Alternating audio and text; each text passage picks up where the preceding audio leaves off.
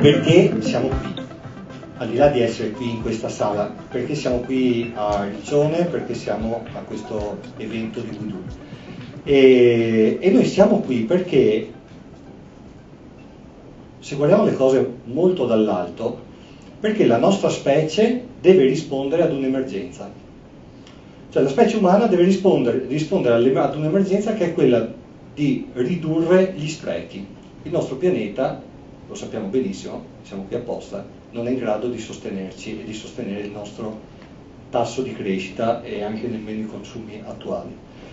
E siamo qui perché ci rendiamo conto che il mondo è cambiato e che abbiamo bisogno di acquisire dei nuovi strumenti per comprenderlo. E io sono qui perché posso raccontarvi questo cambiamento dal mio punto di vista. Io sono un informatico, vivo nella tecnologia.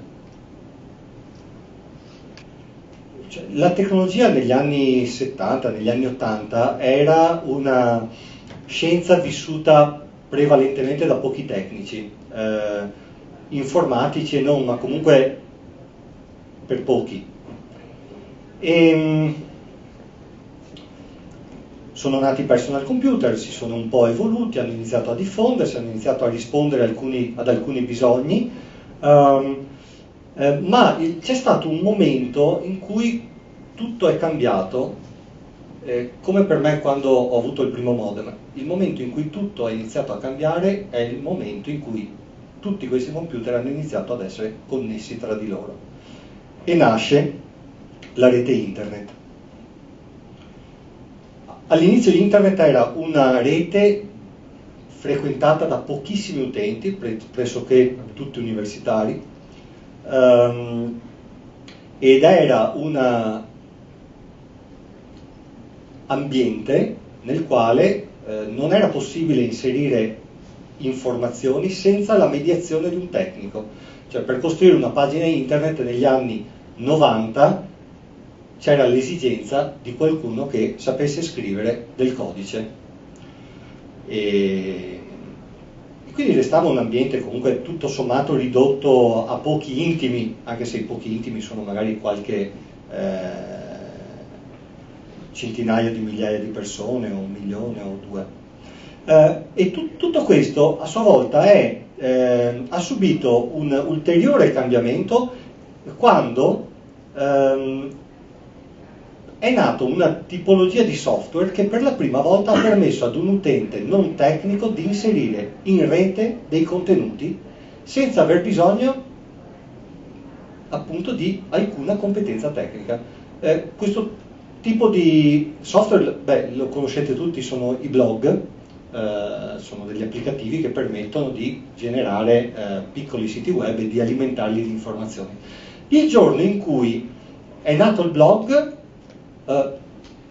milioni di persone progressivamente hanno avuto la possibilità di inserire in internet contenuti e questo ha iniziato a creare un strato di informazioni disponibili in rete che, non essendo più necessariamente mediato dalla presenza di un tecnico, come dire, iniziano a coprire ed essere generate liberamente dalle persone, iniziano ad allargarsi, a coprire sostanzialmente ogni ramo della conoscenza umana, ogni settore.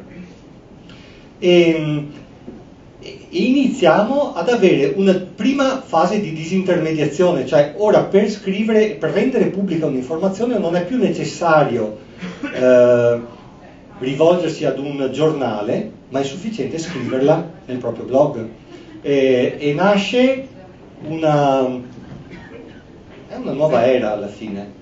E questo tipo di evoluzione inizia a divorare anche altri media. Non si parla più di testo scritto, nasce YouTube, nascono siti dedicati alla musica e sostanzialmente l'utente viene messo nelle condizioni di poter trasferire a chiunque altro nel mondo informazioni senza bisogno di alcuna mediazione. Prima di YouTube, per far vedere un video a 500.000 di persone, dovevi passare attraverso un canale televisivo. Dopo YouTube un utente da solo può farlo tranquillamente. Il nostro Sirolli ha più di 2,5 milioni di visualizzazioni sul suo video del TED e vediamo tutti quanto questo abbia impattato anche su di noi. E nel momento in cui tutti i media vengono sostanzialmente disintermediati, inizia un processo favoloso, che è quello della progressiva integrazione tra la rete e il mondo reale. Cioè,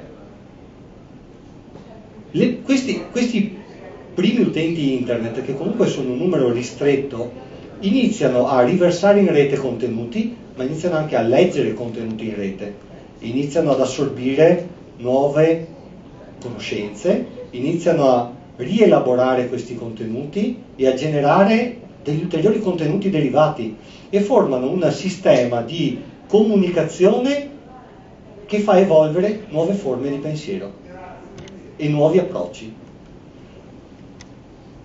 Più aumenta il numero di utenti collegati alla rete e quindi aumenta l'aderenza tra il mondo reale e il mondo virtuale, più questa cultura della rete inizia ad influenzare il mondo reale e più aumenta questa superficie di aderenza tra i due mondi, più i due mondi iniziano a compenetrarsi e a integrarsi tra di loro. Oggi il mondo delle persone è enormemente integrato col mondo della rete. Quello delle aziende non è ancora così integrato, ma quello delle persone sì. Uno smartphone ce l'abbiamo tutti. E ovviamente una fase importantissima di questa evoluzione, di questa crescita è dovuta ai social network che hanno incrementato il livello di comunicazione.